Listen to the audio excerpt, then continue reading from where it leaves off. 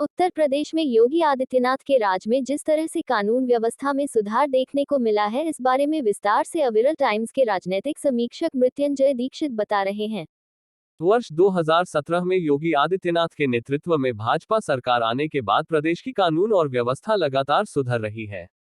मुख्यमंत्री योगी आदित्यनाथ प्रदेश में कानून व्यवस्था में सुधार लाने के लिए कड़ी मेहनत कर रहे हैं और पुलिस प्रशासन तथा सरकारी मशीनरी को भी लगातार चेतावनी देते रहते हैं। कई आपराधिक मामले में वह स्वतः संज्ञान लेकर कड़ी कार्यवाही करने का आदेश भी जारी करते हैं। प्रदेश के अपराधियों व भू माफिया पर बेधड़क बुलडोजर चल रहा है और कुख्यात अपराधियों का एनकाउंटर हो रहा है, जिसका परिणाम है कि आज प्रदेश के कई नामी गिरामी माफिया व अपराधी जेल की सलाखों के पीछे हैं और कुछ स्वयं आत्मसमर्पण करने के लिए गले में तख्ती टांग कर थानों में पहुंच रहे हैं। मुख्यमंत्री योगी आदित्यनाथ ने चुनाव प्रचार के दौरान कानून व्यवस्था को एक बड़ा मुद्दा बनाया था और लगातार कहते थे कि प्रदेश के सभी अपराधी या तो सुधर जाएं या फिर प्रदेश छोड़कर चले जाएं। आज उसी का परिणाम है कि प्रदेश के अपराधी दूसरे राज्यों में शरण लेने के लिए भाग जाते हैं। वहीं यूपी पुलिस भी अब इतनी फुर्तीली हो गई है कि वह अपराधी को चाहे जहां छिपा हो पकड़कर अवश्य ला रही है। माफिया डॉन मुख्तार अंसारी को जिस प्रकार पंजाब से लाया गया वह पूरे देश ने देखा। 2022 के विधानसभा चुनावों में भी कानून व्यवस्था एक बड़ा मुद्दा बना और प्रदेश की नारी शक्ति ने प्रदेश में बन रहे सुरक्षित वातावरण को ध्यान में रखते हुए भारतीय जनता पार्टी को ही वोट किया। मुख्यमंत्री योगी आदित्यनाथ के सतत प्रयासों का ही परिणाम है कि राष्ट्रीय अपराध अभिलेख ब्यूरो (NCRB) की ताजा रिपोर्ट में सामने आया है कि उत्तर प्रदेश लगभग दंगा मुक्त हो गया है। NCRB रिपोर्ट के अनुसार देश में सांप्रदायिक हिंसा के 378 मामले दर्ज हुए, लेकिन उपद्रव में केवल एक ही ऐसा मामला हुआ है जो योगीराज की सबसे बड़ी सफलता है। सभी राज्यों में कुल अपराधों में उत्तर प्रदेश का स्थान 23वां है। वर्ष 2019 की तुलना में बच्चों के विरुद्ध हुए अपराधों में 11.11% की कमी हुई है। महिलाओं के साथ होने वाले अपराधों में 6.2% की कमी आई है, लेकिन अभी महिलाओं व दलितों के प्रति जो अपराध हो रहा है उसे रोकने के लिए समाज व सामाजिक संगठनों को भी अपनी भूमिका निभानी होगी। प्रदेश की कानून व्यवस्था में सुधार होने का सबसे बड़ा कारण यह है कि अपराधियों को सजा दिलाने में प्रदेश सरकार तत्पर है व तीव्र गति से काम रही है। महिला संबंधी अपराधों में 7,713 आरोपितों को सजा सुनिश्चित कराकर यूपी देश में सबसे आगे है। साइबर क्राइम आज एक बहुत बड़ा क्राइम बन गया है, लेकिन पुलिस ने 292 साइबर अपराधियों को सजा दिलाकर यहां भी अपना पहला स्थान कायम रखा है। विभिन्न अपराधों में गिरफ्तार कुल 12,800 आरोपितों को सजा दिलाकर प्रदेश पहले स्थान पर है।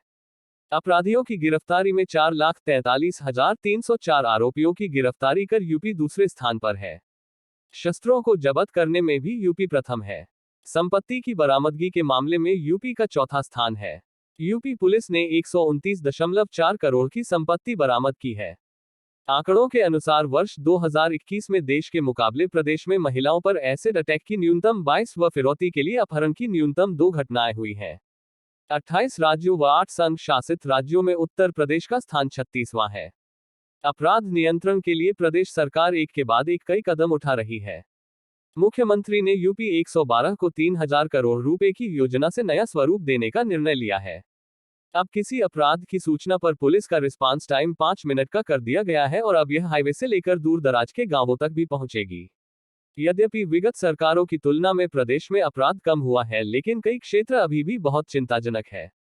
रिपोर्ट के अनुसार दलितों के प्रति अपराध अभी भी हो रहे हैं तथा महिला अपराधों के प्रति नवाबों का शहर कहा जाने वाला लखनऊ अभी भी एक खतरनाक जंक्शन बना हुआ है। प्रदेश सरकार ने स्कूल कॉलेज जाने वाली छात्राओं व बच्चियों की सुरक्षा के लिए एंटी रोमियो स्क्वाड का गठन किया है, जिसके कारण छेड़छाड़ की घटनाओं में कुछ कमी तो आई है, लेकिन यह पूरी तरह से समाप्त नहीं हो पा रही है। स्कूल कॉलेज जाने वाली युवतियों व बच्चियों की सुरक्षा के लिए यदि अभिभावक तथा प्रबंधन तंत्र भी सतर्क रहकर प्रशासन का सहयोग करे तो यह और भी कम हो जाएगा। प्रदेश में महिलाओं के प्रति अपराधों में अपेक्षित कमी न आ पाने का एक बड़ा कारण प्रदेश की बड़ी आबादी भी है। आंकड़ों के अनुसार प्रदेश में महिलाओं के प्रति अपराधों के 40% मामलों में समय से जांच नहीं हो पा रही है। केंद्र सरकार की गाइडलाइन के अनुसार इस तरह के मामलों में जांच 60 दिन के भीतर पूरी हो जानी चाहिए। इसलिए जिन मामलों में समय से चार्जशीट पूरी नहीं हो पा रही है उनमें संबंधित अफसरों की वार्षिक गोपनीय प्रविष्टि ACR में दर्ज करने का केंद्र सरकार ने सुझाव दिया है। केंद्र ने समय से जांच का प्रतिशत 90 तक करने का सुझाव दिया है।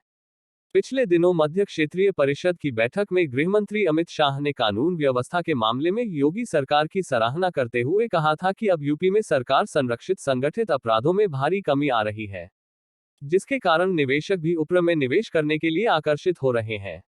आंकड़े स्पष्ट करते हैं कि यूपी में योगी राज आने के बाद बिगड़ी हुई कानून और व्यवस्था बहाल हुई है और यूपी ने एक मिसाल कायम की है। प्रदेश में सभी धर्मों के पर्व व त्योहार शांतिपूर्वक संपन्न हो रहे हैं।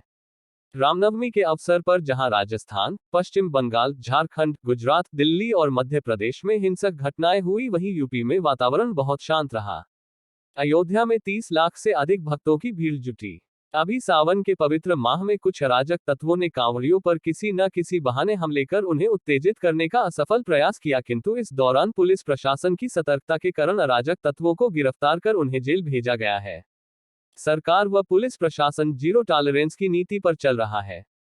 योगी राज में ही प्रदेश में रह रहे सभी धार्मिक केंद्रों से लाउडस्पीकर हटाए गए। प्रदेश में भू माफिया पर नकेल कसी जा रही है। प्रदेश भर में अवैध निर्माणों का पता लगाकर उन्हें कानून के दायरे में लाकर उनका ध्वस्तीकरण किया जा रहा है। योगी सरकार हर उस अवैध काम पर लगाम कस रही है जिसके कारण अपराध होते हैं। अब प्रदेश सरकार ने युवाओं को नशे से बचाने के लिए एक बड़ा अभियान प्रारंभ किया है। इसके अंतर्गत नशीले पदार्थों के तस्करों के खिलाफ भी एक गहन अभियान शुरू किया गया है। प्रदेश में अवैध बूचड़खाने की आड़ में भी अपराध होते थे जिन पर लगाम लग चुकी है और अब गौवंशीय पशुओं की तस्करी करने वाले लोग भी जेल जा रहे हैं तथा उनकी संपत्तियां जब्त हो रही है। उत्तर प्रदेश पुलिस के आंकड़ों को देखें तो वर्ष 2022 के विधानसभा चुनावों के दौरान एक भी हिंसक घटना नहीं हुई। उत्तर प्रदेश के लिए सबसे बड़ी गर्व की यह बात रही कि जिस दिन सुप्रीम कोर्ट ने श्रीराम जन्मभूमि विवाद पर ऐतिहासिक फैसला सुनाया, उस दिन भी प्रदेश में एक भी आपराधिक वारदात नहीं हुई थी। योगी राज में अब ऐसे ऐसे अपराधी जेल की सलाखों के पीछे खड़े हैं जिन्होंने कभी सपने में भी नहीं सोचा था कि एक दिन ऐसा भी आएगा कि उनकी जमानत भी नहीं हो पाएगी। पिछली सरकारों में इन अपराधियों की हनक चलती थी। अब प्रदेश में बदलाव आ रहा है। माफिया मुख्तार अंसारी, आजम खां, अतीक अहमद और गायत्री प्रजापति जैसे लोग जमानत के लिए नाक रगड़ रहे हैं। इनकी करोड़ों की संपत्ति कुर्क हो चुकी है। मुख्तार का बेटा अब्बास अंसारी भगोड़ा घोषित किया जा चुका है। विरोधी दलों के जो नेता राष्ट्रीय आंकड़ों के आधार पर प्रदेश सरकार व भाजपा पर झूठ बोलने का आरोप लगा रहे हैं, उनको अपनी सरकारों का हाल देखना चाहिए जब किसी पीड़ित व्यक्ति को थाने जाने पर किस प्रकार से अपमानित कर भगा दिया जाता था। सपा और बसपा की सरकारों में अपराधियों व आतंकवादियों का महिमामंडन किया जाता था और उन्हें सरकारी संरक्षण प्रदान किया जाता था। सपा और बसपा की सरकारों में इतना अधिक मुस्लिम तुष्टीकरण होता था कि आतंकवादियों तक को रिहा करवाने का असफल प्रयास किया गया, लेकिन अब वह आतंकी जेल की सलाखों के पीछे ही रहेंगे क्योंकि कई आतंकवादियों को सजा मिल चुकी है और कुछ को मिलने जा रही है।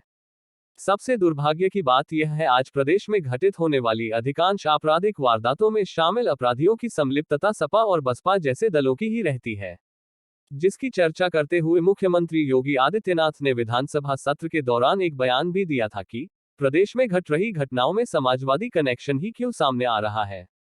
वास्तव में इन दलों को बदलाव और विकास रास नहीं आ रहा है और ये मात्र राजनीतिक स्वार्थों के वशीभूत होकर एक झूठा अभियान चलाने का प्रयास कर रहे हैं।